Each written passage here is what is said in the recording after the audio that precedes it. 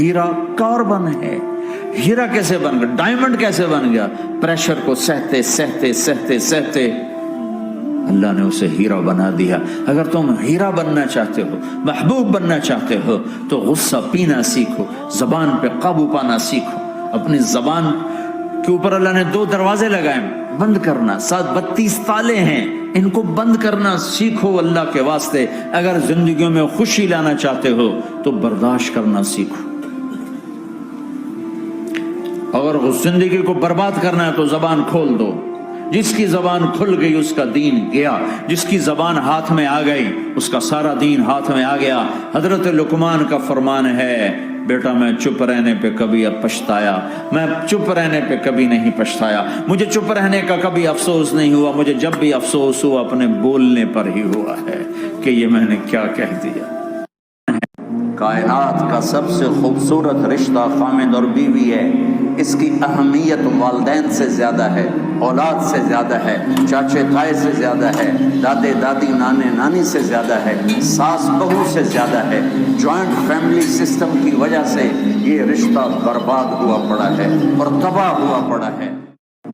اپنی زندگی کو خوبصورت بناؤ، زبان کے میٹھے بول کے ساتھ، اچھے اخلاق کے ساتھ، معاف کرنے کے ساتھ، درگزر کے ساتھ، سخاوت کے ساتھ، محبت کے ساتھ. مسلمان سخی ہوتا ہے، بخیل نہیں ہوتا ہے. مسلمان اللہ کو سخی پسند ہے، بخیل سے نفرت ہے. اپنی زندگی کو خوبصورت بناؤ، زبان کے میٹھے بول کے ساتھ، اچھے اخلاق کے ساتھ، معاف کرنے کے ساتھ، درگزر کے ساتھ، سخاوت کے ساتھ، محبت کے ساتھ. مسلمان سخی ہوتا ہے، بخیل نہیں ہوتا ہے. مسلمان اللہ کو سخی پسند ہے، بخیل سے نفرت ہے. جب میں پیش ہوا تو اللہ نے مجھ سے کہا، ارے نافرمان بوڑھے، تو بڑھاپے میں بھی نہیں باز آیا اور یہ کیا یہ کیا یہ کیا.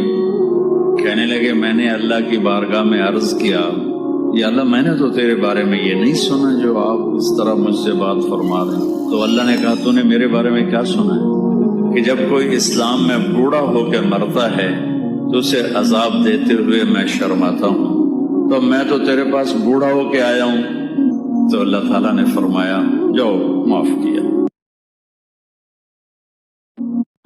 میرے نبی نے فرمایا عشاء کے بعد کوئی مجلس نہیں ہے، سو جاؤ. تہجد میں اٹھو. 12 بجے کے بعد جو آدمی سوتے ہیں ان کے جسم کی ریپیئر ہوتی نہیں ہے. جو دن میں سوتے ہیں ان کے جسم نیند مستری ہے، پلمبر ہے، آپ کے پوری باڈی کی ریپیئر کرتا ہے نیند کا نظام.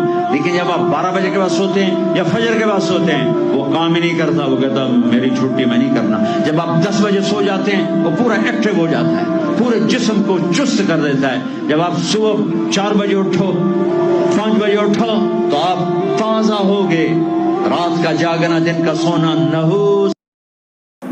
جب مانگو تو اللہ سے مانگو، جب مدد کے لیے پکارو تو اللہ کو پکارو. یاد رکھ